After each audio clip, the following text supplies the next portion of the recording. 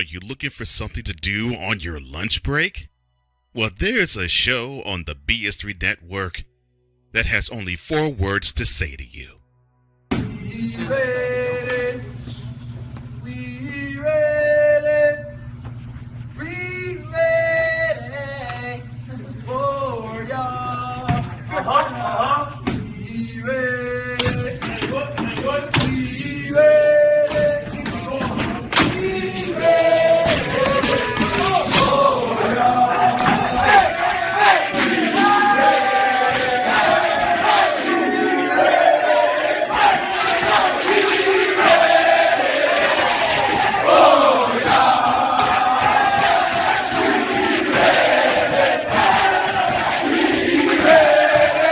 The Lunch Break with AJ, powered by JM&E.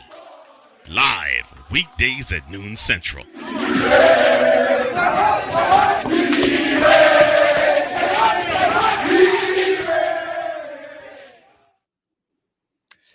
What's up, everybody? It's me, KG Chris Gardner, owner of the Houston ROUNDBALL Review. Welcome to another edition of the Houston ROUNDBALL Review, takeover of the Lunch Break, powered by JM&E, streaming to you live on Facebook, YouTube, Twitter, Twitch, and of course on Roku on the BS3 network. Joining me this afternoon is my man, my colleague. I won't mention his new nickname, but none other than A.D. Adolphus Moore from the AdMax Corner. How are you, sir? Mr. Moore, how are you? Mr. Gardner, how are you? Hey, man, I made it. I made it to the lunch break, man. I mean, I made it. Speaking of which, AJ says hi. I told him you were going to help me out today, and he said, tell AD I said hi. So, AJ, I made it. I made it. So, yeah, you and him got to do a better job getting together when he's hosting the show. But today I got you here on the Lunch Break, the Houston ROUNDBALL Review takeover of the Lunch Break. So it's great to see you. I'm kind of curious to see if your number one fan is going to chime in at all. She might be busy.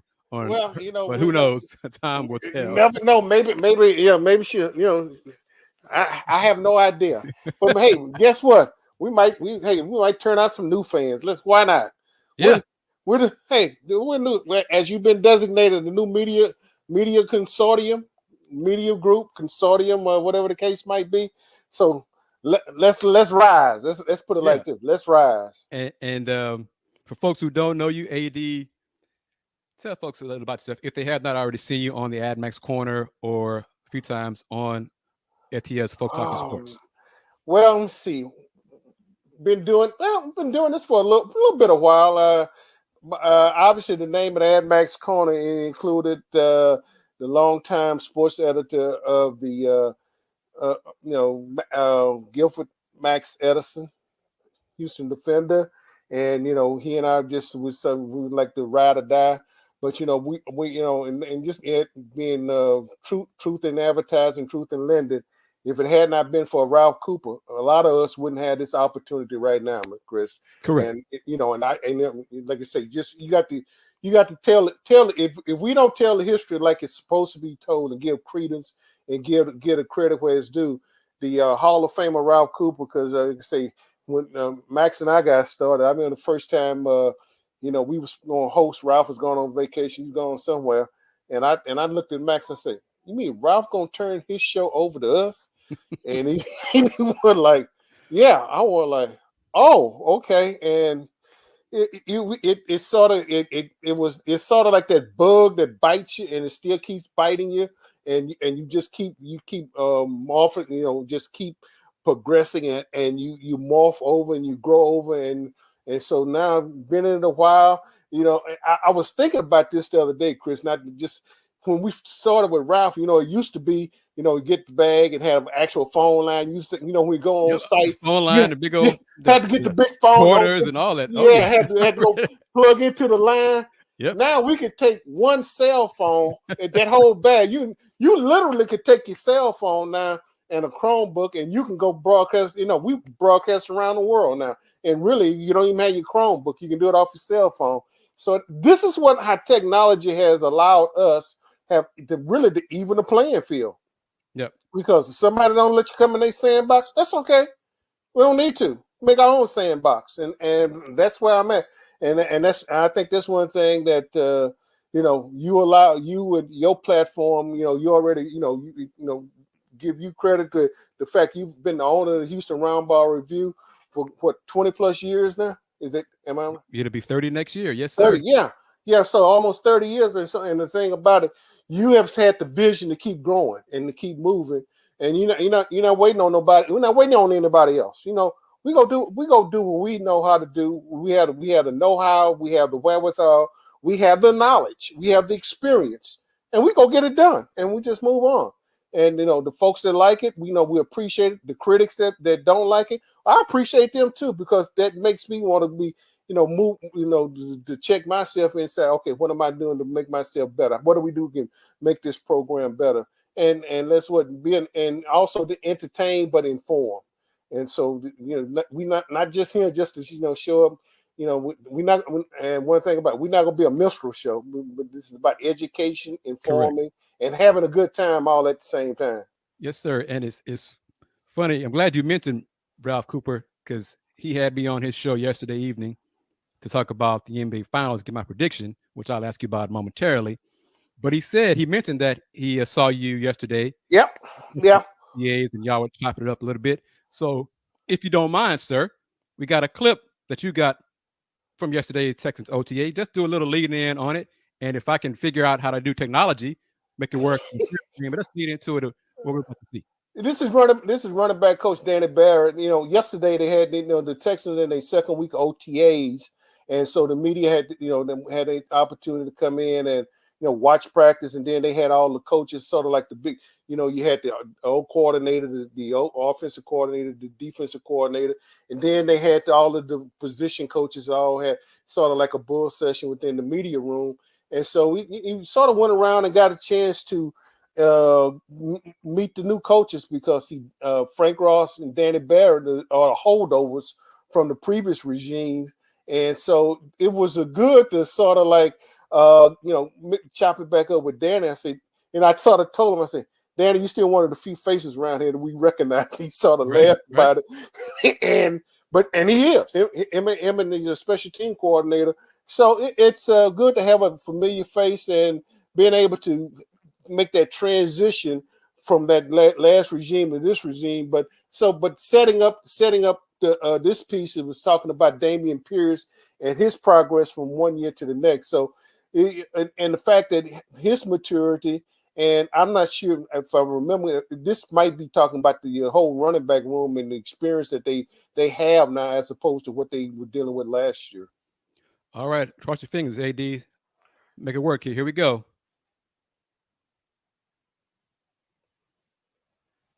Yes, well, especially for a guy like Dameon, first year coming in, that's usually the toughest thing for your first year backs, is understanding the overall details of pass protection. And so he was able to get that experience last year, and he's night and day from where he was last year. This time around, just understanding, seeing the big picture, before things happen. He's able to identify, things quicker now, get to his pickups and everything. So that's going to help us out tremendously. When he's in the football game, teams don't think we're just going to pass the football. Just run the football, because his ability now to pass protect and understanding, what's needed in our passing game. I'm sorry. Yes, well, especially for a guy like. Yeah, and the question that I had posed to Danny was the fact that, last year, and one of the things with a rookie running back, when you're in a passing attack, being able for blitz pickup and different packages. Obviously, when Dameon was in there, everybody knew, hey, the Texans get ready to run the ball. Right. Now you got it. He's had, like he stated, he has a year under his belt. Things have slowed down. So now it's not so much, well, they're going to get a ball to Dameon or maybe on a wheel route. Dameon can be effective now, because if the backer doesn't come, if they don't run a blitz package or something, Dameon now has enough wherewithal. He has enough experience now that maybe he can sort of sneak out on the backside, depending on which side the flow goes, sneak out on the backside. Dameon can probably find himself now open this year, and I wouldn't be surprised to see him open several different times, and folks just forget about it, and he becomes that a third, fourth, or fifth option out there. and really can really cause some serious harms on some defenses that's hit before. And I used to just say coaching up or scouting him and looking at him as a pass threat, and he very well could become that pass threat this year. Also, the fact that this running back room this year, you have got a lot more veterans. You don't have that clip, but I would just there's a lot more veteranship that's coming in, and so the competition is going to be a lot keener this year. And I think that what you're going to see with the Texans, and I'm not here to just say the blow, and I'm not here to sell season tickets for the Texans or nothing like that. But I think you're going to see more than 3 victories this year. All right, and we know what this is in reference to, right here from Willie Gibson chiming in from Ohio on Facebook. Don't worry about people who don't like it. He knows somebody who does.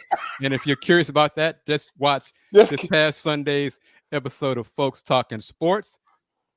And morning to California, because I believe he's in California, a Cougar alum right there, Mr. Tran. How are you? Oh, he's out on the West Coast, huh? He is, yes. As they call it, the left coast. That's okay. I got kids and grandkids and family out there on the left coast too. So, folks talk about it, but guess what?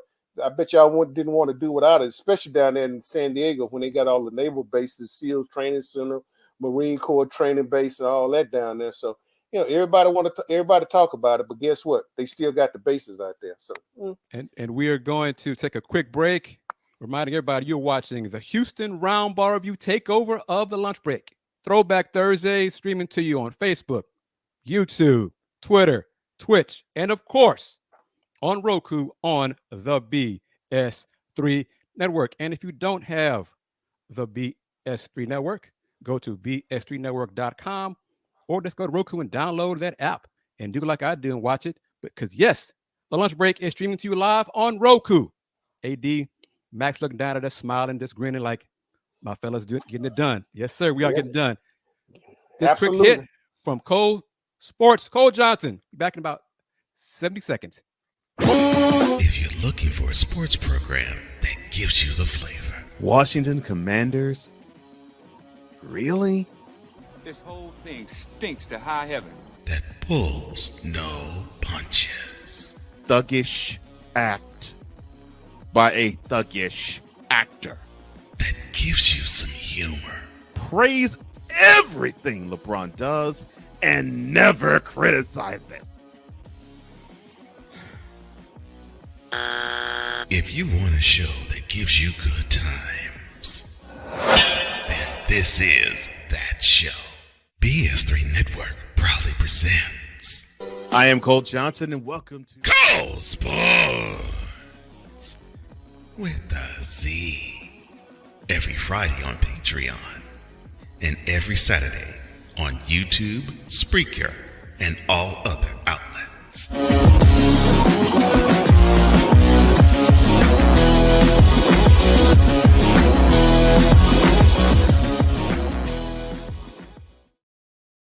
Welcome back to the Houston Roundball Review takeover of the lunch break here on Throwback Thursday. I'm KG Chris Gardner, owner of the Houston Roundball Review. Joining me is my man A.D. Moore, Dolphus Moore from the Ad Max Corner.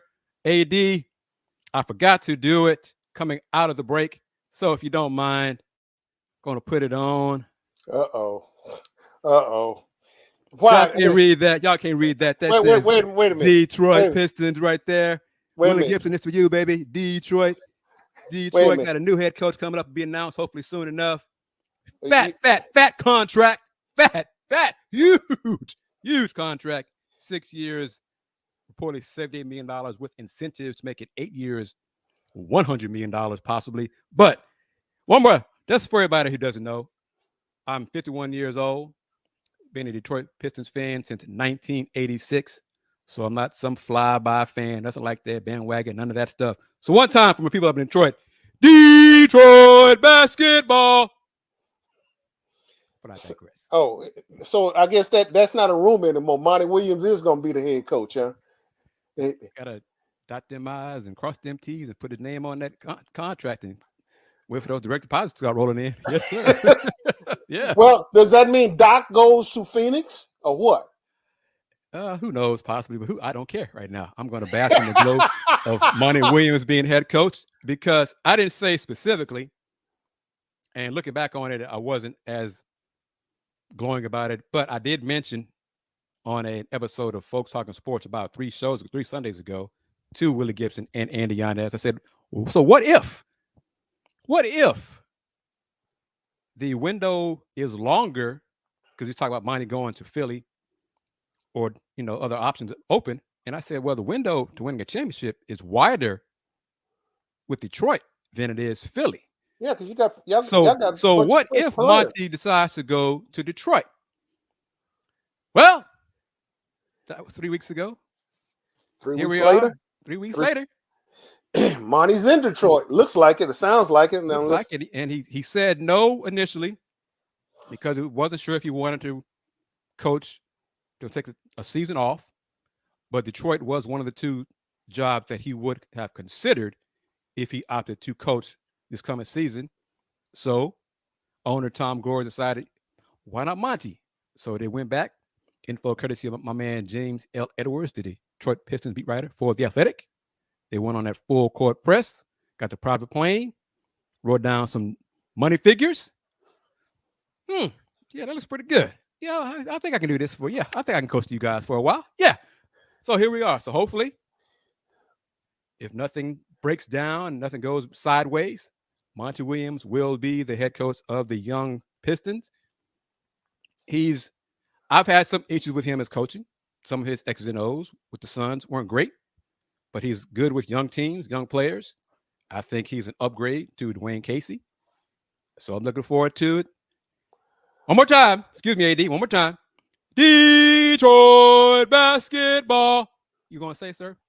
Got a question for you. So what, you see, right, as it stands right now, Miami is the beast in the East. You got the Bucks. You got the Celtics. You got is the power of the NBA, even though we're going to talk about the finals coming up, probably we'll just morph right on into it. But what Monty moving over to the NBA East, does the power shift? Is that power shift in your mind, Chris? You mean this is your bailiwick. I'm throwing this in your power range. Does it shift over now from the West to the East with Monty going over? Well, overall, I think the East has more good teams than the West. The West has a lot of teams that are part of, middle of the pack tier wise. I think the East has more elite teams. Of course, Detroit's way, way, way, way, way far away from being elite. They're trying to get them to win 20 games next year, then 25 and 30 and on and on. But we're going to talk football, UA's football, but you brought it up. I forgot to mention it, so I got to do it now. The poll question is on the Houston Roundball Review YouTube channel. The options are Nuggets in 4 or 5, Nuggets in 6 or 7, Heat in 4 or 5, and Heat in 6 or 7. So we got a few people casting votes. Right now, we got Heat. It's a tie between Nuggets 4 or 5 and Heat in 6 or 7. It's a tie. And I'm going to give you credit because this past Sunday, you and Mr. Willie Gibson were correct on y'all's prediction about Game 7 between Miami and Boston, whereas me and young Andy Yanez were incorrect. Y'all picked Miami to win in Boston. Andy and I picked Boston to win Game 7. So salute to you, sir. And Willie, if you're still watching, salute to you as well. But just take a lap around, a victory lap, Mr. Moore. Go ahead. Well, here's the one thing. I didn't think this was going to be a blowout. I'm be quite. I did not expect a blowout. But I went back to something I mentioned last Sunday on Folks Talking Sports. Is the fact that I still this is, and I've been around long enough. This was not the old Boston Garden. This was not the old parquet floor. Most times when you walked in the Boston Garden, Game 7, you walked out of there with your head beaten badly. and the case might, and as far as everything was concerned. Yes, Boston, rose up and gave us, after being down 0-3, rose up and tied the series. But did they play their best games just trying to tie it, and then was nothing left in the tank? And the fact that who is that? He sprung his ankle.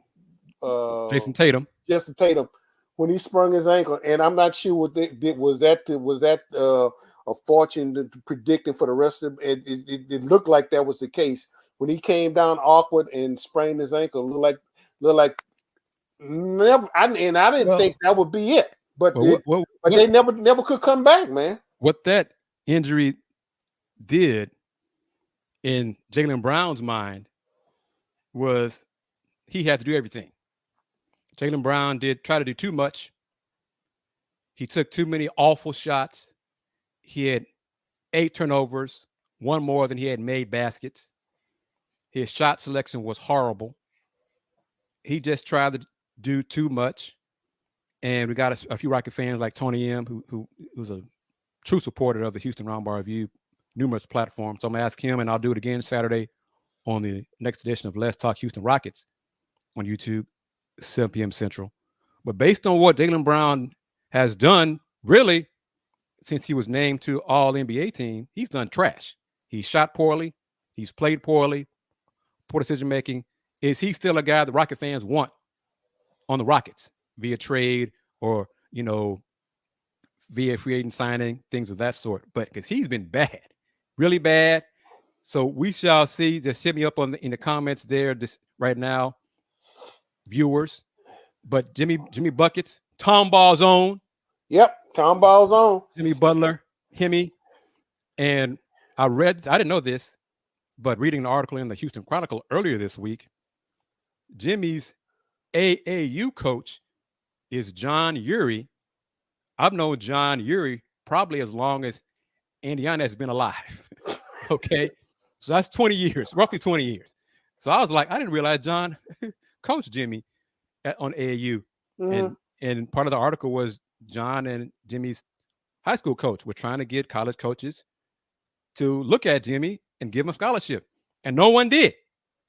So Jimmy went the JUCO route, not because of grades, but because no one gave him a scholarship offer. He shined that freshman year in JUCO, and they started getting the Division I offers. And coaches were like, yeah, you're right. John's like, I told y'all. I told y'all. But even John says, and sometimes John is very braggadocious, but John's like, I knew Jimmy be good. But I didn't know Jimmy that good, huh? Good. So yeah. Tom Ball's on.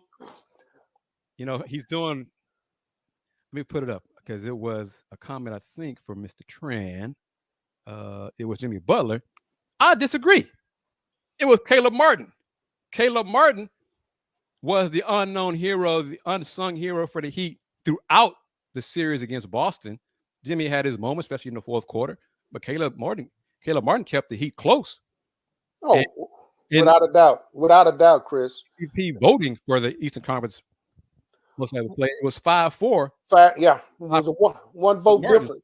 It was a 1 vote difference as far as the MVP was concerned. But at the end of the day, I think they got it right. I mean, seriously, I think they got it right as far as MVP is concerned. I mean, we can argue back and forth about that 1 vote, but you know what? Let's face it. Basketball is 5-on-5. It wasn't 5-on-3 or whatever. You still need you got to have your superstars. You know this. I'm not telling you anything. You got to have your superstars. You got to have your one or two.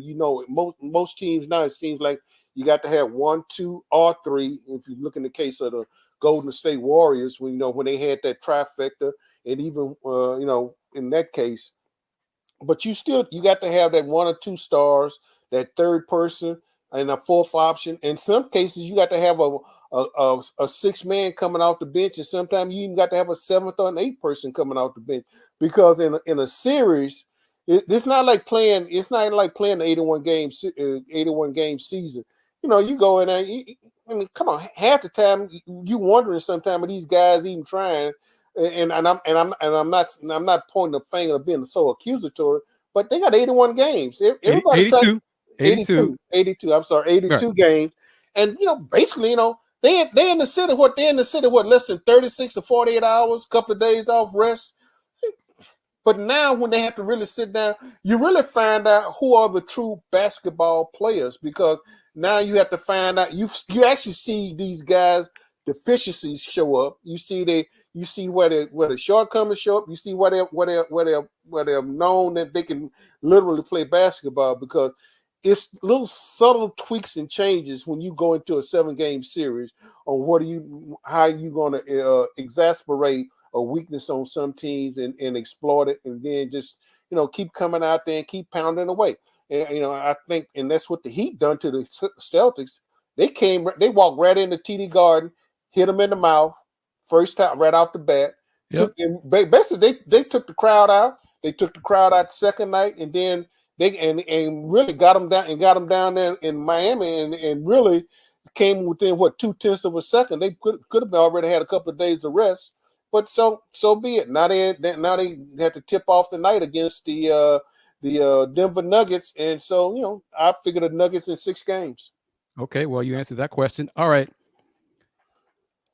Alan, let me be more specific about your question. It's about Jordan Brand football. UH football is not Jordan Brand. Men's, women's basketball is, especially UH women's basketball. It's, I don't know how or why. Football, obviously, but anyway. I digress from that. Football-wise, I'm not sure, because it used to be part of the Jordan Brand. You had to have success. You had to win. You had to become relevant on a national scale.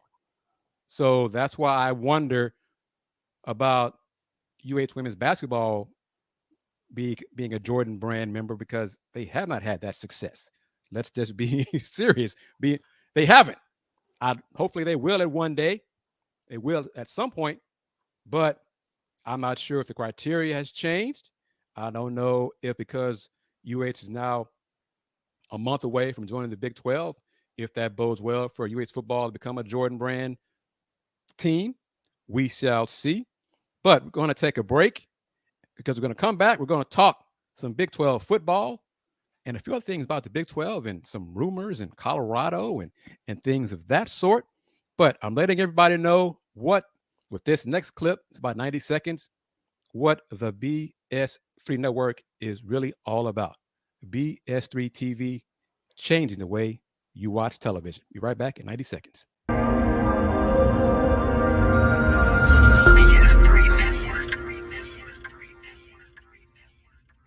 BS3 Network, changing the way you watch TV.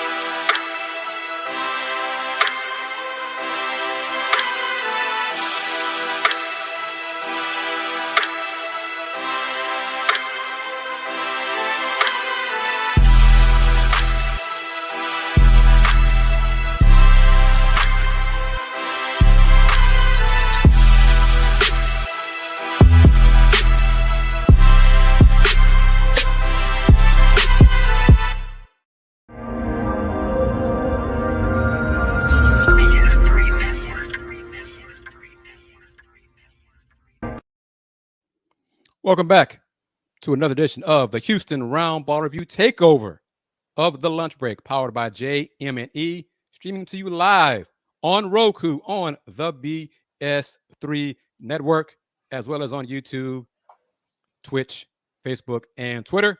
I am KG Chris Gardner, owner of the Houston Roundball Review. Joining me is my man, AD Adolphus Moore from the Ad Max Corner. We've been talking NBA Finals. Hey, you said Nuggets in 6. I told Ralph Cooper last night on his show Nuggets in 5. I was kind of going back and forth between 5 or 6. Either way, I'm not picking the Heat. I like to see Jimmy Buckets get a title, but I'm not doing that. I just think Denver has more options to score. The defense has improved to a point that I can respect it and pick them to win a ring, because that was the main reason that I did not pick them to get to this far. I just didn't trust them. They didn't have enough. They hadn't done it yet. Hadn't proven to me that they could do it. They've done it. They've gotten this far. So I'm picking the Nuggets to win the title. We got disagreement here. Heat in 7. I just want to be a competitive series. I don't want blowouts left and right, any of those kind of things. I think the TV ratings are still going to be kind of subpar because it's not a marquee franchise either way. It's not Boston. It's not the Lakers. It's not Golden State. Doesn't have any of those marquee names to the average fan. Chris, not just go ahead, AD. What are you going to say? Let me pose this question to you, and I'm digging into your basketball knowledge. Did Denver is this the Denver that won the game, or was it the Denver that won the game because the Lakers came up short and did not have enough bullets in their holster to really counter what the Nuggets put out on the floor? Denver won the series. Lakers played well. LeBron carried them at some points. Other guys carried them at some points. Denver answered every Laker run, every challenge. Lakers got a lead. Nuggets were like, that's okay. We'll walk y'all down. We believe. Nuggets are playing at a level of, both teams are. I mean, you got to be at this level of belief in what you're doing and your teammates, your coaches, and all those things to get this far, to get to the finals. But the Nuggets are just like at a championship level, no concern. No worries about, we'll get this done. We got the weapons, Jamal Murray, Jokic, just other guys. Their team, Bruce Brown, a former Piston, another one of those mistakes. There's a reason why Detroit has sucked for so long. But anyway, I think Denver's going to win the series. Just be competitive. I'd like it to be competitive going the last 2 minutes of every game, hopefully. But your number one fan has found you, Mr. Moore. Willie Gibson. Mr. America now. New nickname for AD Moore. But seriously, Tony Yim's even going to do it. He's going to Heat in 7. But he's a gambler, so we shall see. Okay, all right. We'll see. Just be competitive, because that's what I want. But the basketball fans will watch the series. Yeah. Average fans, the fans who believe in stars, we joked about it on a previous FTS. Jimmy, who is that? What's his last name? Yeah. You said Buckets. What is that his real last name? And why do they call him the Joker? His last name is looks like Jock Itch. What is that? Who are these people? I don't know where's LeBron? Where's Steph Curry? Who are these? I don't know who these people are. Yeah, where's Draymond? Where's Draymond? Where's Klay Thompson? The John B looking guy. Where's he? I don't know who these are. Where's the unibrow young man? Where are those kind of folks? I don't see who these. I'm not gonna watch this, dear. I don't. No. I think they're gonna lose those fans, but that's okay. See, Tony M. I love these two teams for pure basketball without the fluff. That's what I'm gonna watch. But it's just. There's not as many of us as there are of the average fans, the fans who are in it for the star power. Yeah. I mean, they showing up because they done heard of Steph, they done heard of Draymond, they done heard of LeBron, all of those household names. They've heard of them, and plus, like I say, those are the ones that's selling all the products right now. I mean, right. How many products have you seen Jokic sell? Exactly. So that's part of it.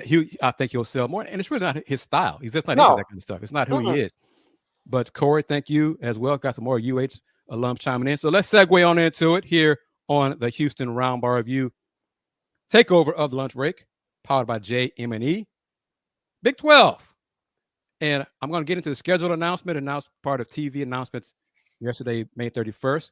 But for those who may not know, we got an email reminder this morning that Big 12 Commissioner Brett Yormark is scheduled to talk with the media Friday, as in tomorrow, June 2nd, to give who knows what updates he may ask. We may ask him about, because I know I have a few questions about possible rumors of Colorado joining the Big 12 or UConn discussions or Gonzaga discussions about coming to the Big 12. I'm kind of curious to see what Commissioner Yormark, how he'll answer the questions. So there has not been finalized a time of it, but Commissioner Brett Yormark is slated to talk with the media. It's been in the works for a few weeks because we were emailed after we wanted to participate. Obviously, we wanted to participate, but it's going to be a Zoom session. So we shall see. But yes, tomorrow, June 2nd, unless it's canceled, because it remains fluid, AD. You know how things are. Yeah. Brett Yormark is slated to speak with media just to give an update about where the conference stands in terms of it be the ending, the conclusion of the Big 12 spring meeting taking place in West Virginia, of all places. Why not Houston? But no whole other thing, because the city of Houston, UH, got to get involved in some of these Big 12 events, whether it's spring meetings, whether it's some media days for football, basketball, baseball, volleyball, whatever, championships for the conference. Get involved in some of those because, hey. Well, I think basically what Houston, and with them coming into the Big 12, Houston, as we've seen with hosting the Final Fours, the men's Final Four, men's Final Four, hosting men's semifinal, quarter regionals and so forth, and the fact that this will be home of the 2023 the CFP World Cup football playoff, next college year. All of that. I mean, the avenue and the fact that this city has proven it can host big time events. So I'm eventually, and I think that if folks are listening over there on Holman Street, over at U of H, President Couture's office is the director of University Athletics, and all up there listening.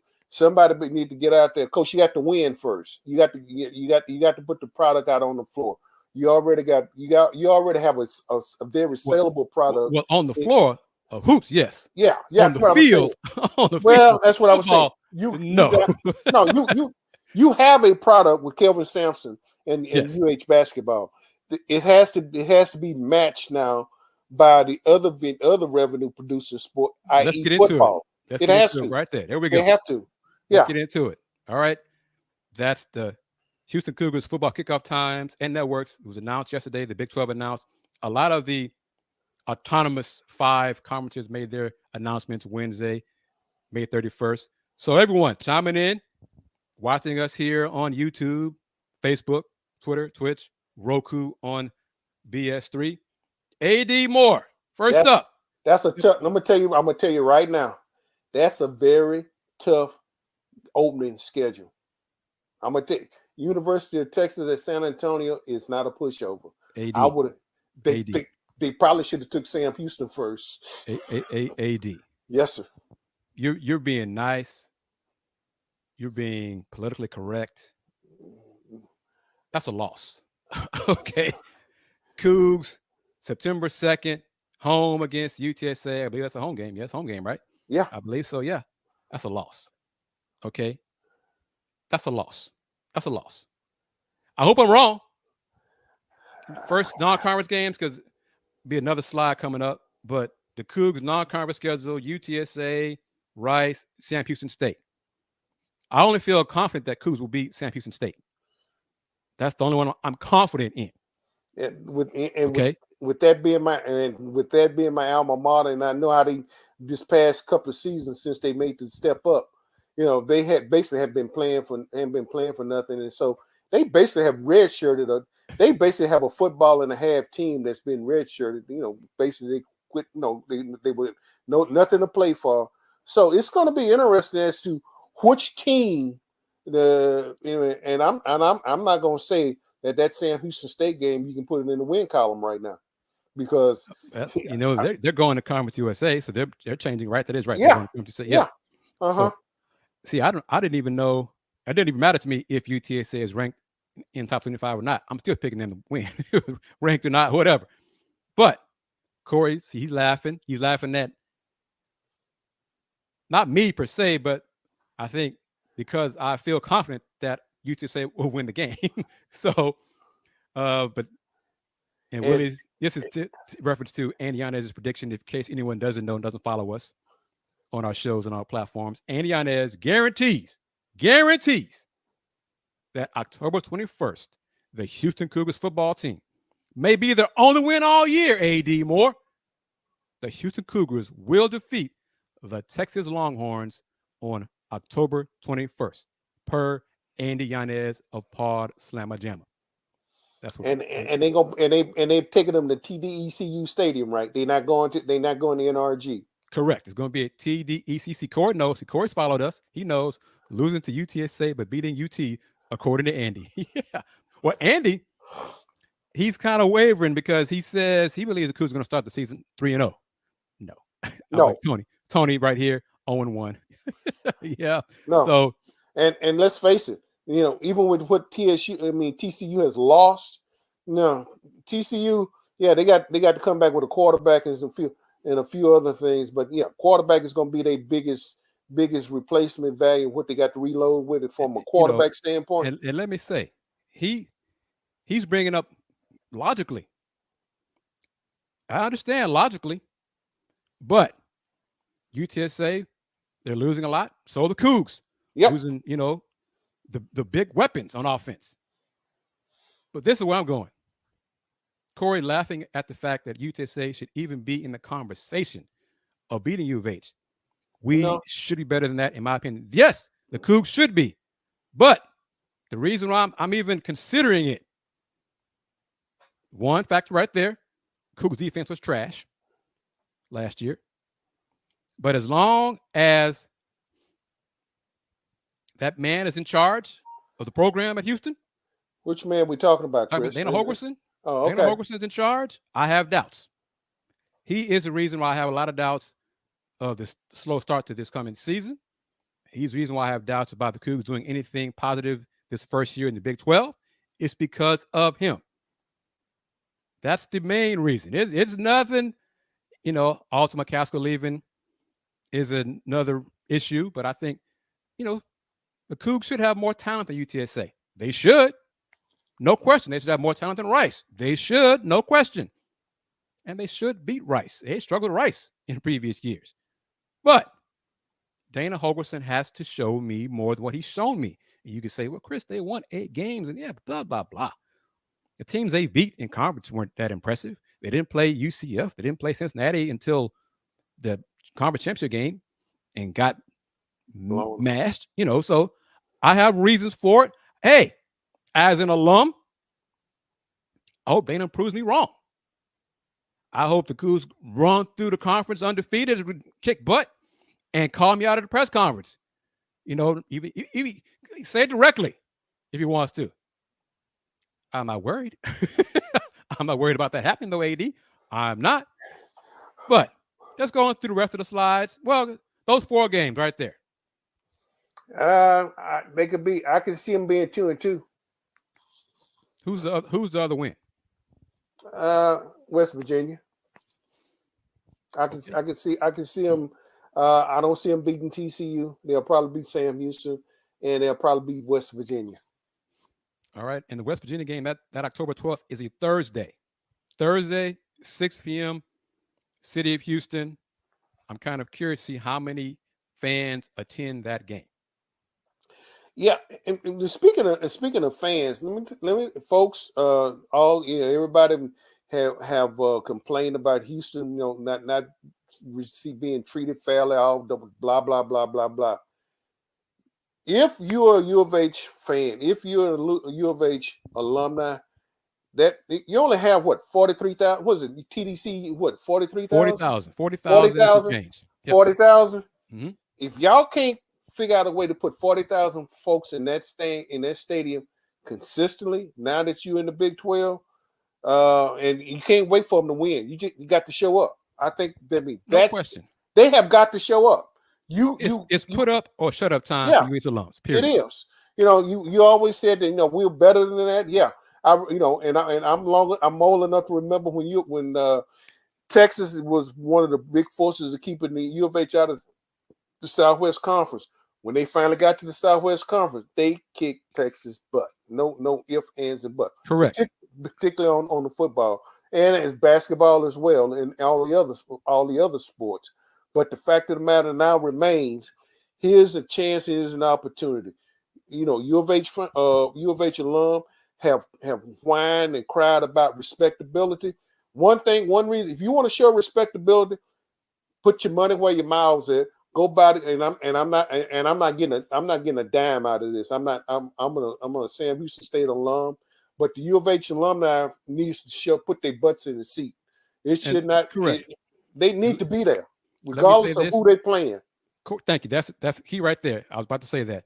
Salute to you, Corey. These skills right here. 40,000 people will be at TCU in Texas. But my response to that is, how many of those will be TCU fans? How many of those will be Longhorn fans? And how many of those will be Cougar fans? Because I saw it recently, and I've heard it all over the place. All over. I've heard it for years. I still hear it. Well, being in Conference USA and being in the American, there was no rivalries. There was just no reason for us to go to the game. There was one big reason for you to go to the game. Yeah. Especially if you were an alum. That's it. To see the Houston Cougars play. Not see the opponents, to see the Cougs play. Especially if you put your time and your money into getting an education from the University of Houston. That should be who you are supporting. Not because of TCU, Memphis, SMU, Texas, A&M, Louisiana, Grambling, Rice. Pick anybody else. South Florida, Cincinnati, UCF, Texas Tech, on and on and on. Houston Christian or what you want. Whoever the hell it is. Yeah. If you are a supporter of the University of Houston, you should support the University of Houston.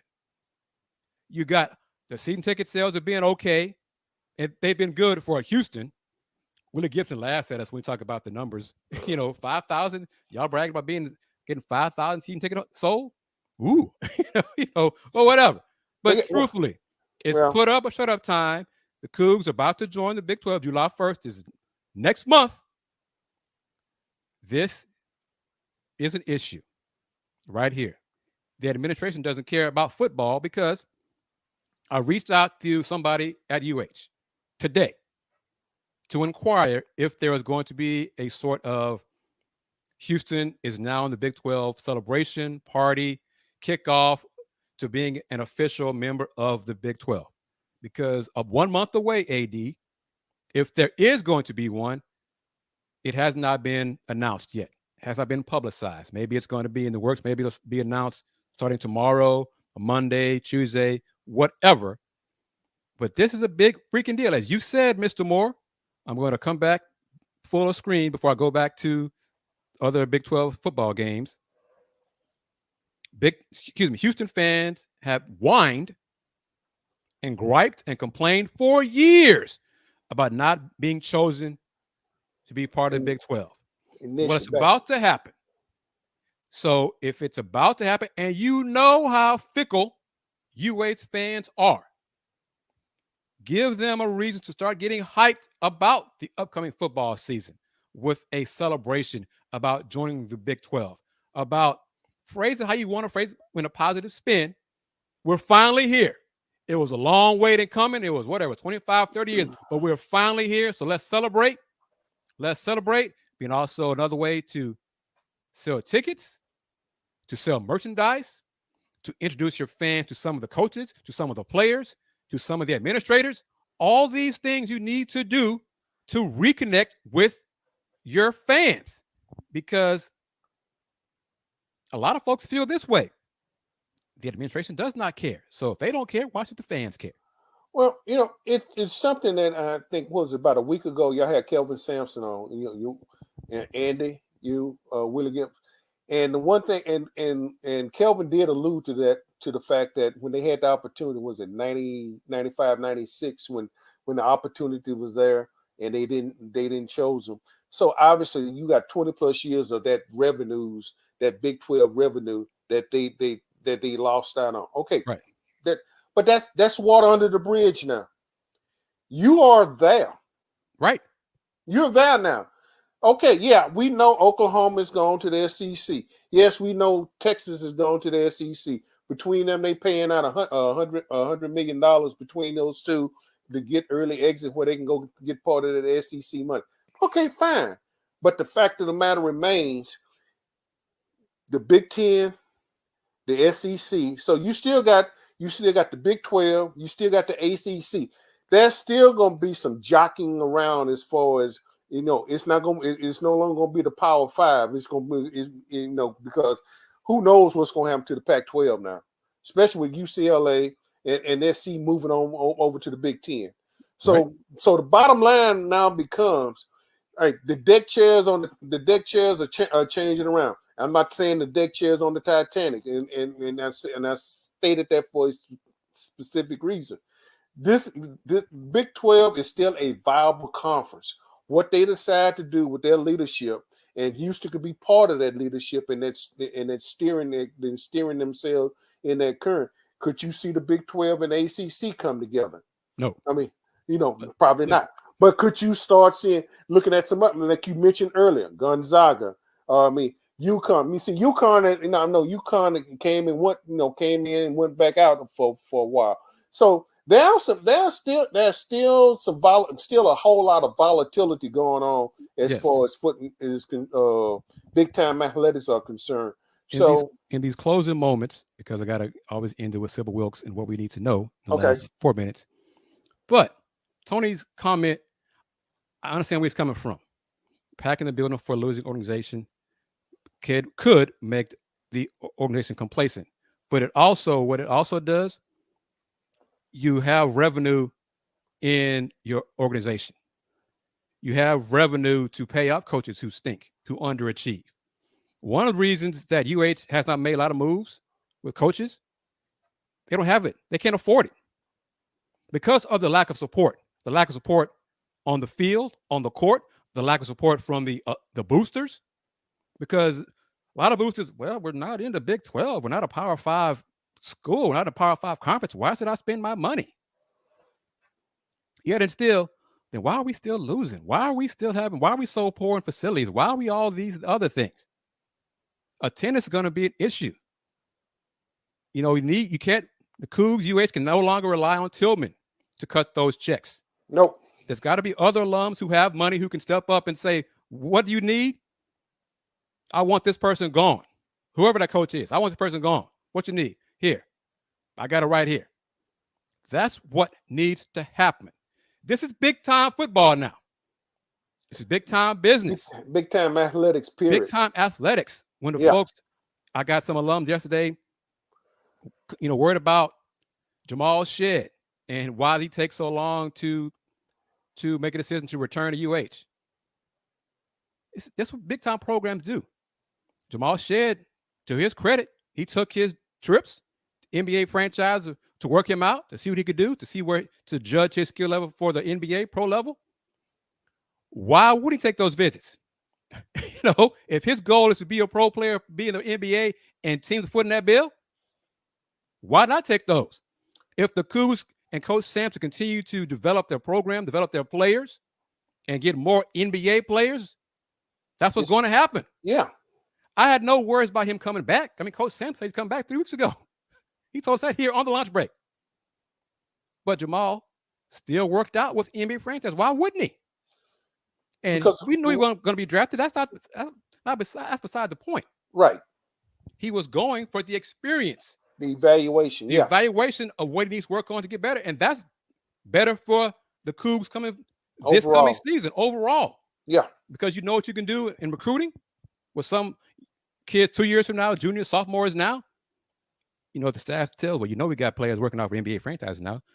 We got guys getting drafted. We got a lottery pick coming up this year. You start to sell yourself. The program sells itself. That's all part of it. That's what big time basketball programs do.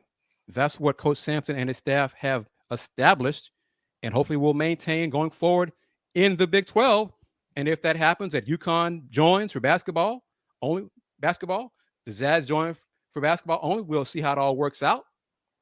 But I was told 10 days ago, shifting gears, we wrap it up, 10 days ago, that Colorado was going to join the Big 12. Okay, 11 days ago, it was happening. I have not changed. That person has not said it's not happening, Chris.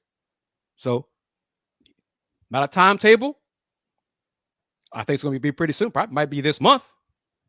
But the Big 12, Brett Yormark, is trying to make the conference expand nationally from coast to coast. That's his goal.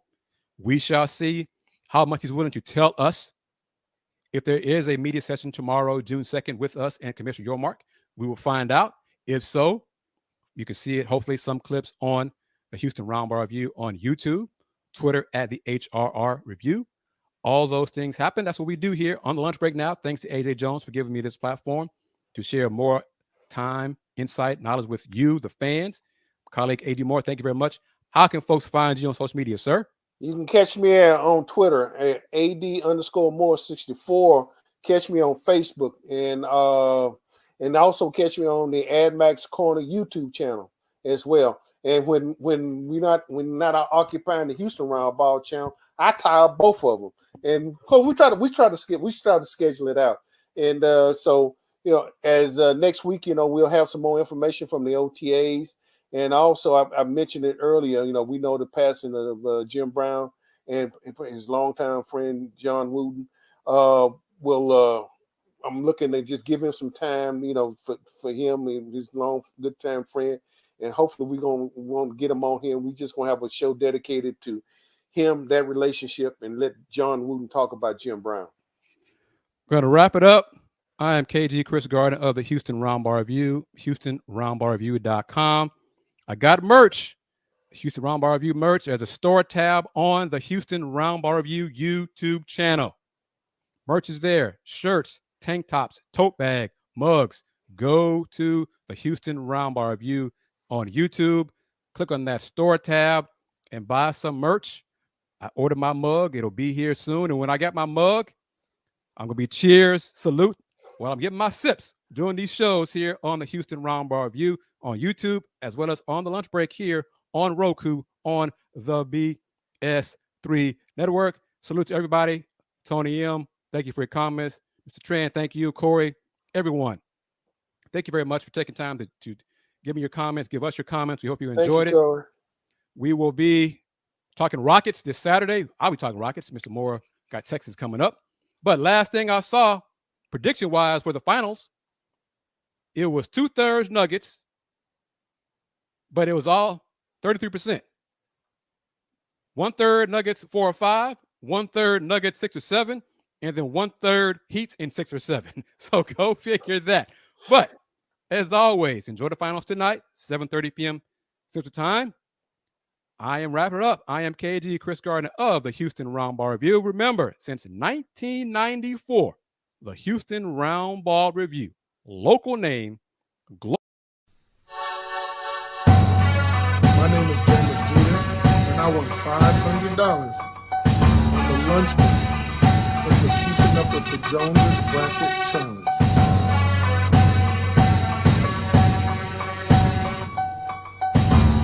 Wilkes with what you need to know. Today is Tuesday, June 6, 2023. Number 1, D-Day, June 6, 1944, the invasion of the beaches 79 years ago at Normandy in northern France. It's remembered today by military tacticians, historians, and veterans alike as the beginning of the end of World War II. The Associated Press reported, while portrayals of D-Day often depict an all-white host of invaders, in fact, it also included many African Americans.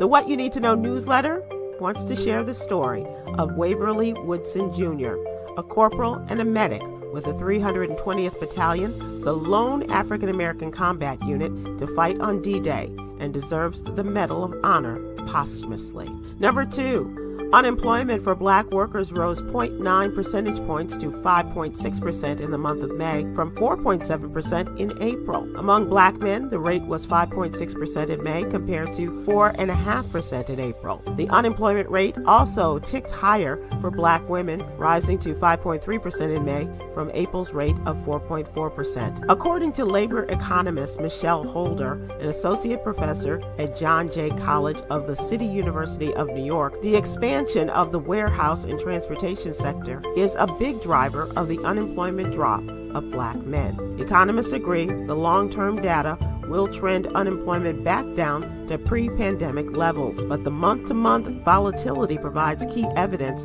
of how racially marginalized groups are affected during the troubling economic times. Number 3, the decline of cervical cancer rates over the past decade has led the American Cancer Society to update its guidelines about when women should begin screening. The new guidelines recommend against continued use of the Pap test, suggesting instead that women aged 25 to 65 have HPV testing every 5 years. This revision, however, does not take into account black women who die from cervical cancer at more than 2 times the rate of white women, nor does it address the consequences of delays in screening. Number 4, content creator Tails Rouse posted videos of her TikTok page detailing an incident with a racist passenger during a 4-hour Delta Airlines flight from Puerto Rico to Atlanta. According to the series of videos, the unidentified passenger sent text messages to members of his travel party detailing his disgust for having to sit next to what he called a huge black woman. Talia also confirmed that she was one of the persons the man was referring to and showed another video where he sat with his back to her during the remainder of the flight. Number 5, long retirement isn't all hobbies and travel and family time. Retirement can have some unexpected drawbacks too. Our celebrity CPA, Katrina M. Kraft, tells us 3 things to consider before retiring early in the What You Need to Know newsletter. One of the things to consider: the penalties for tapping into your retirement savings too early. Here's your daily inspiration from Yogi's Jewels. Grieving is a natural part of healing. Be gentle with yourself. Join me today, live on YouTube and Facebook at 7 p.m. Eastern, 6 p.m. Central, with comedian extraordinaire Damon Williams, producer Ahmed Gordon, and contributor Cameron Riley, as we discuss today's top headlines and more. Thank you to our What You Need to Know partners, the American Heart Association and Black Health Matters. I'm Sybil Wilkes. Be informed. Be empowered.